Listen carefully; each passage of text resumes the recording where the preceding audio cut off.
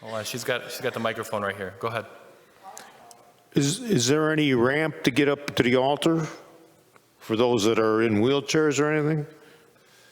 We are not doing any structural changes in this renovation. I have a whole set of ideas of what we can do regarding the cry room. I mean, if you ever sit back in the cry room, for example, you can see that whole wall. You can't see anything in the church. That's why we have a monitor or a TV out there. There's reason to do a lot of structural changes, including something like a ramp. Now, up here, we do not have a ramp.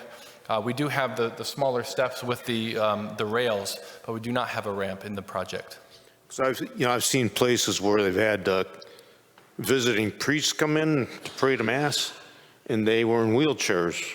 Yep. So and then you might have readers that are in wheelchairs. Yep. The good news is that they actually make technology now where they can set things on the stairs and it becomes a ramp fairly easily. So we don't have to make any structural changes for that. Okay. I have two questions. One is this starburst, I don't know how to describe it, but Trefoil? the image, it looks like a starburst to me. The images The trefoil? on in front of on the front of the altar and on the two sides. It looks to me like a starburst. I don't know what else to call it, but I'm just curious. The arches, the pointed arches on the front. Yeah. Is that what that is? Uh-huh. It was hard to tell what that was supposed to be. It just, like I said, looked like starbursts. It's the pointed arch. Okay. And then above the pointed arch, the idea is to carry the design up, and you can do more or less detail in the tracery above the pointed arch. So we've elected to do less detail here, so you just see the line of the pointed arch continue up, and sometimes they overlap. Okay. My other question is, can we do this in sections as money is available? Have you We could. designed it that way? We could, and there's been some discussion about that. Mm-hmm. I think there are reasons not to, but there are, that is a possibility, yeah. So the idea is to wait till you have all the money to do the whole thing? Is that kind of what you're thinking? Well, that's really a decision for the finance committee, but that is what we would like to do. Yeah. Okay. The idea would be to just do it, have the inconvenience of a project for one period of time. One of the challenges to keep in mind regarding a project like this is that some of the things will invariably affect other parts. And so when it comes to painting the ceiling, for example, and putting new pews in, you have to time that correctly, whereas one is before the other. And so the project is actually a lot more difficult to phase than I initially had intended. I wanted to phase it, to have multiple phases. But because of this, the logistics of doing the project, it makes sense to, at least on the diocesan level, get approval for the whole thing and then do it as we can, right? That's kind of that's still the goal right now, but it might end up being not just because we'll probably have the money, but because it makes more sense to just do the project all in one rather than kind of waiting. For instance, also there's different reasons why the different trades would want to be on site at the same time. So the lighting would need to come first, but then the painting would need to come after that because of any new conduit that they're going to run. The woodwork is integrated, as I was saying, with some of the lighting also. So it's a matter of just making sure that the different trades understand the specific scope of the project and that they're kind of working together, if that makes sense. I'm overjoyed at the project, but I'm wondering, from when you start the project till you finish it, what are we talking about in terms of time element, a duration? And second question is, will we be going to church across the street maybe for a period of time? I can't imagine being in here with the ceiling being painted and so on. Can you address that? Yeah, so we've spoken about that. There is going to be a period of time where, there was at least one weekend I think that we had talked about where the parish would look into, working around the construction schedule. To answer your first question though, the scope of work is a few months long, but a lot of this, and this kind of goes back to the very first question, A lot of this is finishes, and a lot of this is almost like a maintenance scope of work. So some of it can be done, you know, during the regular course of the liturgical calendar and celebrating Mass like you would any other time. You know, when these projects are done inside churches, sometimes there's areas that are sectioned off, but the painting would be the biggest scope that would affect the project. The pews and other things could be done in between the Sunday Masses. The painting would just be something where it's going to be a few weeks of painting, and it would just be, like I said before, a matter of coordinating that aspect of the schedule. Does that answer your question? I guess so. Okay. Just want to say it was a magnificent presentation, just excellent. I loved it. But I have a couple questions. Just the blue that's behind the crucifix, is that a material? Is that a paint? Yeah, so that's a paint. It's a painted pattern that would be put on, and it reads almost like a solid, but there's a very subtle floral aspect to it. So yeah, it's a paint though. Yeah, I was just curious about like maintenance of that down the road. If that, you know, a lot of times you see new construction, it looks great, but then in a few years, it really looks aged, and I don't know how that ages. Yeah, I mean, it's just painted gypsum board for that aspect of the project. There are other things that would just need to be coordinated with maintenance as far as the cleaning, specifically the metal, the laser cut metal, being cleaned with like a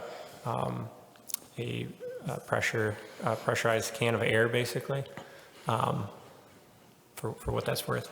And then the glass doors going into the Sacred Heart room are going to remain? Nothing's being touched over there. Okay. I didn't show what's in there, that's all. Okay, and then the tile floor is staying? Yep. Okay. I love the existing altar and ambo, and there's a complete redesign in the rendering. Is that, it seemed like maybe I've seen pictures of the school altar area. Is that kind of reflected there? Is there a tie-in between the sanctuary at the school and the sanctuary here now? Was there any thought to that? Not that I know of. There's no intentional tie-in. The only difference is that the altar at the school is an altar. So theologically speaking, the reason why this altar looks like a table and rather than a traditional altar is to accentuate one of the aspects of the Mass. One of the aspects of the Mass is it's a Eucharistic banquet, right? So in some architecture, they wanted to emphasize that this is a communal meal. Like the Eucharist is a communal meal, right? So we want to emphasize this is a table. And so the difference between the new altar and this is that one is emphasizing the table, one is emphasizing a traditional altar. And the school has done the same thing. The altar at the school is a traditional altar, which is basically you won't be able to see my feet if you're worshiping. I'm not sure too many people will complain about not being able to see my feet, but yeah, it's a traditional altar. The ambo is going to look very, very similar. Yeah. Right now, we have some volunteers that are passing out the trifold, that you can see things a little bit more closely up front. And the colors on the trifold are a little bit more balanced than you saw in the presentation. Two quick questions. Couldn't tell, hi. Couldn't tell from the presentation, the stained glass windows that are by the organ, are they being retained? Yeah, they're not being touched. Okay, they're not being touched. And second, when you talk about, you said something about illuminating, are boards being illuminated from the back? No, what it is it's cove lighting. So the arches are actually going to be mounted onto what would be framing on the wall, and they will protrude out. And what will happen is there'll be a small cove that you could really stick your hand around, and there'll be a light that runs the perimeter of the three arches on either side and shoots light inward, which really acts to just illuminate that back panel. It's not actually going to be a full, they make lights that are backlit LED panels. That's not what we're doing. It's just tape light in a cove. Yep.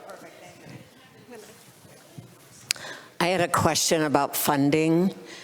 I appreciate that there isn't going to be a campaign, but I do think that there's a number of people whose spiritual lives have been greatly impacted by being part of St. Pat's and have had many generations of family members receiving the sacraments here. And I just think that it would be nice to have opportunities where people could do a significant gift with a naming or do something in memory of someone. And a lot of us have done real well on the stock market, so there's appreciated stock. That's always an opportunity. But is there any opportunity like where you could actually lay out some of the costs and somebody could say, I want to support that? Yep, so one of the things that we're going to be working on is basically for people who want to give a significant donation or even just want to give a specific targeted donation, we will be meeting with people to actually say, well, you can donate to this, or maybe this thing will be in your name, or this thing will be in your name. We do have some people already who are giving to the statues. I think most of the statues have already kind of like been purchased, but there are other parts of the project which definitely could have people giving targeted donations. Two questions. First, the brick surfaces that currently exist, are they going to exist in the future too, or are they going to be covered and smoothed, or with drywall or stucco or plaster to smooth it out? Yeah, there'll be drywall beneath the capital of the columns down, so nothing that you can touch will be the brick any longer on either of these sides. Above, though, the brick will remain as the white painted brick around St. Michael the Archangel, St. Patrick. Okay, so the brick will stay above. The brick will remain above, correct? Okay, the second question, if you were giving this presentation in the new church, where would the screens go? Where do I think that it is an appropriate spot for screens? Is that your question? Right. Yeah, are we talking about for presentations similar to today? Right. It seems like more and more churches are having places for screens, either for slides or for even music, for as an alternative to hymnals. Now, I don't know in your experience if there's some kind of razzle-dazzle hidden screen that we could just bring out occasionally that needs to be considered as part of the design. Okay, so I want to answer authoritatively on this. I am not a fan of screens in the church. I do think that they are appropriate at times, so we're going to have to come up with some sort of solution. Like, for example, Encounter Ministries uses the church at times to put words up on a screen. So we do have portable screens that we can put up. Those things do exist. But I'm not going to be installing permanent screens up into the sanctuary. So. Okay. Wow. Okay. I didn't realize I was going to get.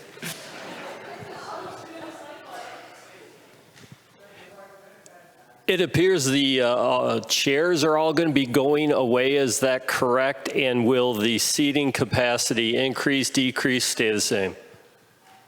So the seating capacity is intended to stay the same. It may actually go up a little bit because although we haven't made a final decision on this, we've talked about eliminating a portion of what our flexible chair seating right now. And what we've talked about to date also is being able to maintain a couple of rows of seating around the sanctuary for flexibility. But it's not as, from my understanding, it's not as necessary any longer to have all of the chairs be freestanding chairs. We can convert some of those to pews. Does that make sense? Okay. Is the actual size of the platform where the steps start changing? It looks a little larger in the renderings. No, it's not. One of the things I want to point out too, and it's hard to get the color of the wood proper in the renderings, the digital renderings.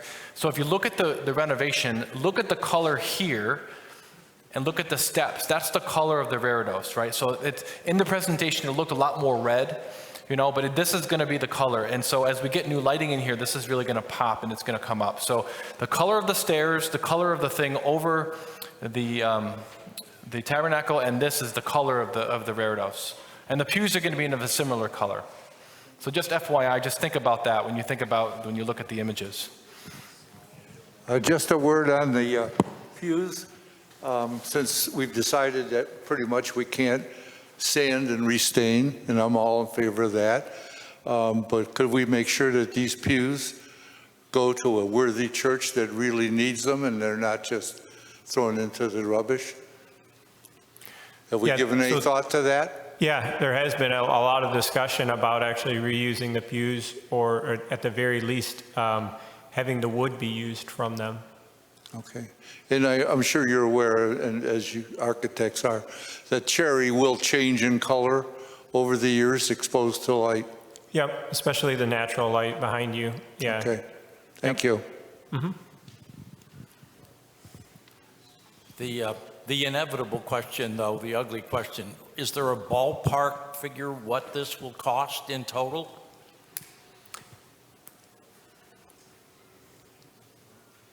So to date, we've actually done quite a bit of pricing of different items. So with everything included, we are at about $1.3 million for the total renovation.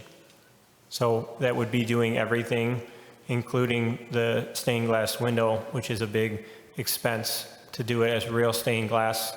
But the parish has looked at different options and talked with a lot of different people.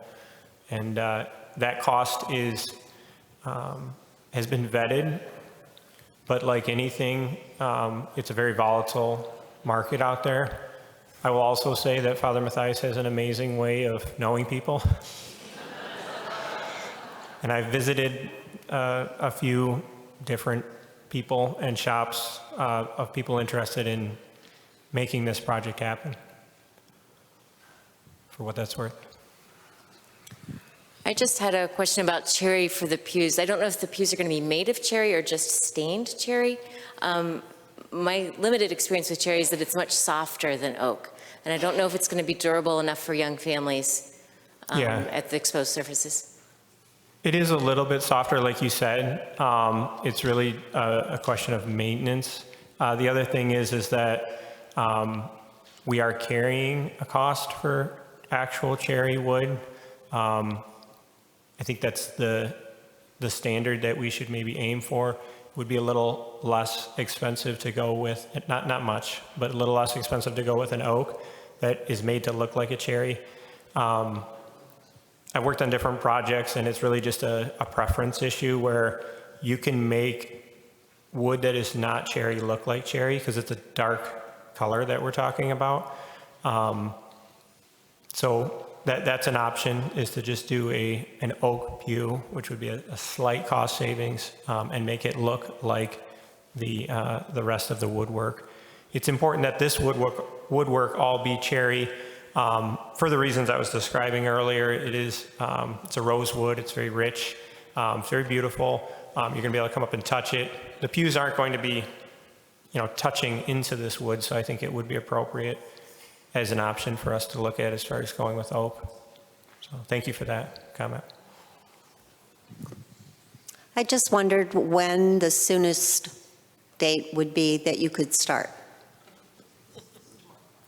That really depends. I mean, that's the million-dollar question for me. But no, I'd like to see this project become a reality. It has been a little while coming, and I was really surprised when the project was much smaller how quick the diocese approved it. So it is a question of going through the diocese. I think you bring up a good point, though. There's many reasons to do this, but I think pray for this project. Anytime that we do something to try to glorify God, it's always a struggle. There's different reasons why, but I can't say with certainty. It's going to be, I would think, at least a couple of months at the very quickest before anything could start to get priced out from a final pricing standpoint. I'd like to get pricing at the you know, the part of the winter when contractors are most eager to work. That's my take on it. So hopefully we'll get the approval sooner rather than later. When we go out for bids, would it be possible to try to utilize as many local Livingston County, Brighton contractors as possible? Yeah, we're very open to that. I think that, you know, you always want to have qualified contractors look at the project.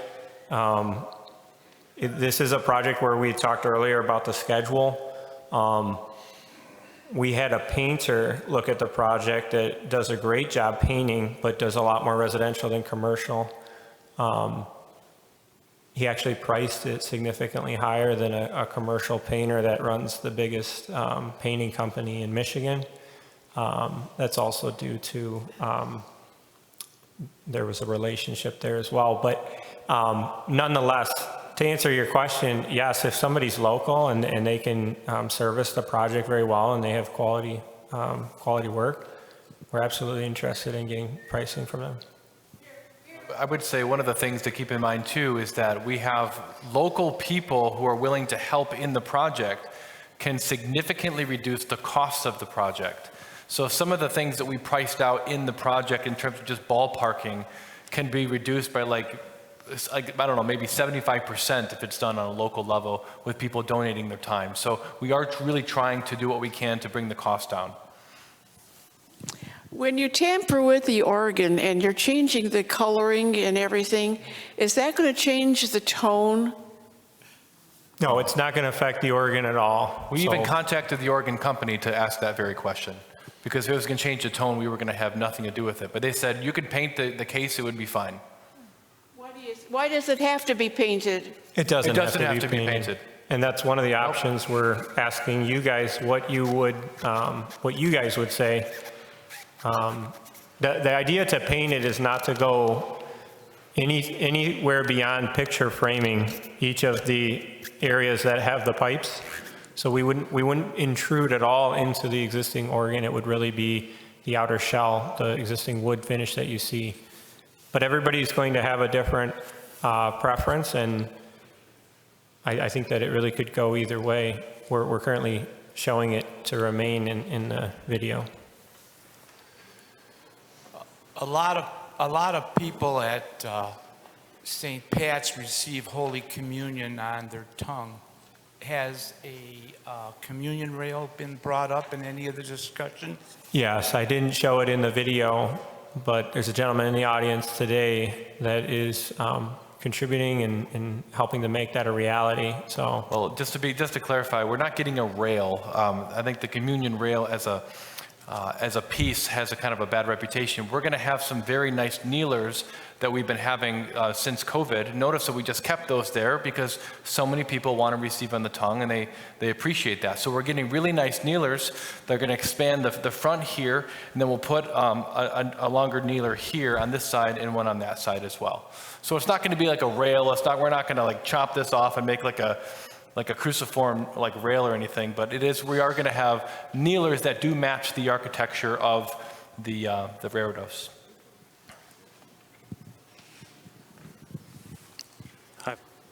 Hi, I just wanted to ask a question about the columns on the three arches. Are those fluted or are those flat? They are at the top and bottom. They have trim, which gives them the effect of being fluted. They're not completely flat. I don't know if that's easily seen or not in the brochure. It's I have one of the brochures here. Yeah, so it's a piece of trim. One quick question. Would both of the stained glass, would both of those be replaced or just this one? I'm not sure. So in terms of the stained glass, we're just going to start with this one. It's the most prominent one in the church, and it's the one that most people see. And so that's by basically popular demand of getting rid of that window. I know this is a very sensitive topic in the parish, but there really is a desire to have that window be a window to help us kind of celebrate St. Patrick, like a lot of traditional churches have. windows that accentuate the story of their founders or mysteries of Jesus or different parts of the life of Christ. But yeah, it's just that one window. This might be kind of too detailed or hard to tell, but looking at the picture, how close is that paint color to the color right now behind you, the cream or the white? I know you said this is not hard to tell, you know, the shading in this, the exact lightness, but would you say that's pretty close? Yeah, I believe it is close. I'm just trying to remember the names of the two Sherwin-Williams colors. I think it may be, sorry, it's escaping me at the time, but the actual white it's a cream color, like you said, and maybe people don't know, you apparently do, that this is a cream color that's back there already. Yeah. Yeah, sorry, I'm forgetting the name of it. That's but- okay. Thank you. Yeah, sure. Sure. Yeah, give it to him.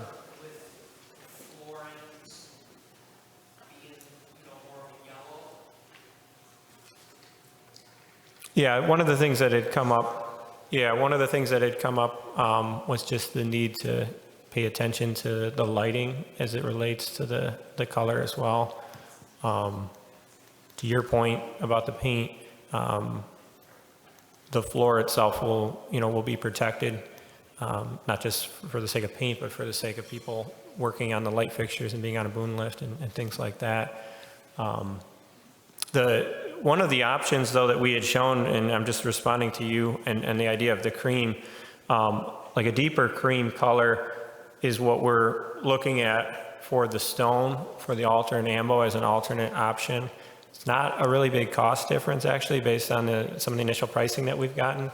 But the idea of the cream there is to play off of this, which is a little bit of a darker cream on the sanctuary floor on the platform that I'm standing on. So, hi, I spend a lot of time over in the music area. I'm wondering if there's any way we can fix that space, because it gets so cramped, and and from visually, it doesn't look great with clutter and stuff behind there when you look at the videos and things. So I just, if we could think about that spot a little bit and maybe think about how we can open that or make it more flexible for the musicians and so on, that could be helpful.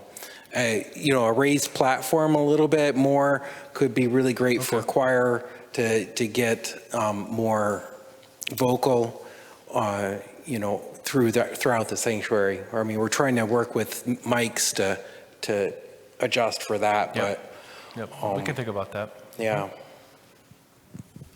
Just take a few more questions before we close. I know people are peeling off. So there'll be a lot more stuff over here. A lot more visual elements in the sanctuary area. Has there been thought to how we will indicate liturgical seasons with all the new elements up front? I mean, typically we're hanging the large banners and things of that nature. That with statuary here, that's probably not an option anymore. Yeah.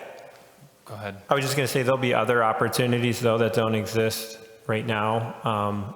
And that's something that actually I had a gentleman at Parish Council ask me about, rendering, maybe some Christmas, decorations or items that would be relevant to the liturgy during different seasons, things of that nature. Something that's oftentimes done as a sign of devotion is with the images of St. Joseph and Our Lady. There's going to be ample space up there. It's just a question of how does the church want to use the new architecture to celebrate the different times and seasons in the liturgy. But to answer your question about the banners, there won't be room for the banners the way that they exist today. That doesn't mean that there couldn't be other banners if the parish wanted to do something smaller or in a different way. Is there anything else, Father, on that? How is the lighting going to be different from what we have now? So the lighting will have the capacity to be brighter. So speaking specifically to the lighting design, it will be, and this is actually something that we've been working through a lot with the existing lighting, because your existing lighting for the pendants is not dimmable. It's done on a series of switches. So there's 3 switches for each of these pendants. The new lighting will meet all of the recommendations for proper lighting on a hymnal, and it will be able to be dimmed. So it really is just a question of how much light does Father Mathias decide for a weekday mass versus a weekend mass versus Easter Vigil where it's very dark and different things like that. There'll be a lot more flexibility with the lighting in the new lighting design. That being said, it's not an all-encompassing lighting design. There's going to be a lot of new lighting that's going to be up along the sanctuary wall here. But for the most part, the fixtures are being just replaced with new LED fixtures with better controls. So. Yes, with regard, I mean, largely what we're doing is wholesale cosmetic changes, except for lighting, which would be electrical, requiring permits and so forth. Are there any other permit issues, particularly potential fire protection issues? No, like you said, a lot of this work would be done on basically like a maintenance level. So really, there's nothing, like you had said, the lighting is really the most, the most relevant, other than we do have somewhat of a small amount of protrusion that'll happen at the raritas, just at the base, where it'll come out about 12 or 18 inches. But the scope of work is largely, as you had said, it's a maintenance scope of work. It's really amazing, actually, how different the church can look just with doing things on a cosmetic basis and working with the existing church. I'm just asking, the blue in the sanctuary, will it be continued in blue over there? Or what is being done over there where the candles and the... Yeah, right now there's nothing that is being proposed. I'm sorry, what is being done with the blue paint, you said, over there? Yeah, that is not actually what the intent is right now. The intent is to have the tone, which would be on the laminate column or laminate columns and beams, be the darker, which is, it's like a rice color that is would be behind St. Joseph and Our Lady over there.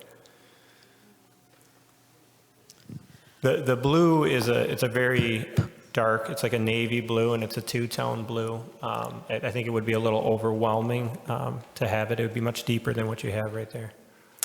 Will the crucifix be, I can't tell in the picture, is it going to be attached to the wall, or will it still be hanging but just in front of the blue? Yeah, it'll just be in front of the blue. Okay. On the As wall. far out like this or closer to the wall? On the wall. It will be out from the wall just a little bit, but it'll actually be on the wall. Yeah, it'll be hung on the wall. Okay. Is it the same? We're going to keep the same one? The corpus is going to stay the same. Yes. The actual cross itself is going to just be modified slightly to fit the design. Okay. Thank you.